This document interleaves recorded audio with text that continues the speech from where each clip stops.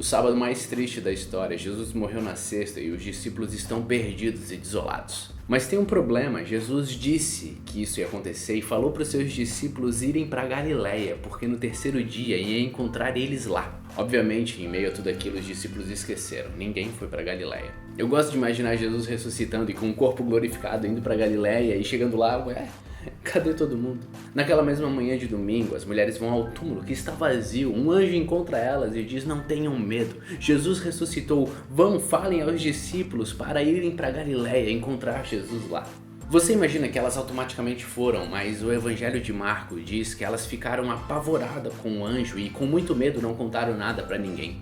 Bom, depois do anjo, então, o próprio Jesus apareceu para elas e disse: não temam, vão aos discípulos e digam aos meus irmãos para irem para Galileia, me encontrar lá. Elas foram, falaram aos discípulos, mas eles não acreditaram.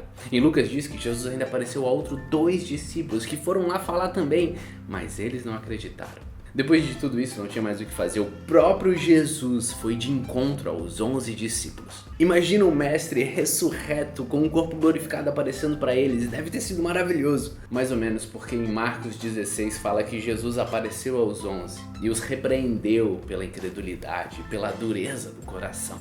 Aquele que deveria ser um momento lindo lá na Galileia foi na verdade uma grande bronca pela falta de fé deles. Sabe o que aconteceu depois disso? Eles foram para Galileia e lá Jesus os ensinou por vários dias antes de subir aos céus. Todo esse contexto me mostra 2 coisas. A primeira é que nos dias mais tristes, talvez a coisa mais importante seja lembrar do que o mestre nos ordenou. Por mais difícil que seja, é preciso levantar e ir para Galileia. Sabe qual a distância de Jerusalém para Galileia? O caminho de um sábado. Isso significa que depois da morte de Jesus, se eles tivessem se arrumado e ido, eles teriam chegado lá e no domingo de manhã encontrariam um mestre nos esperando. Bom, a segunda coisa que isso me mostra é que se o propósito de Deus para você é ir para Galileia, você vai para Galileia.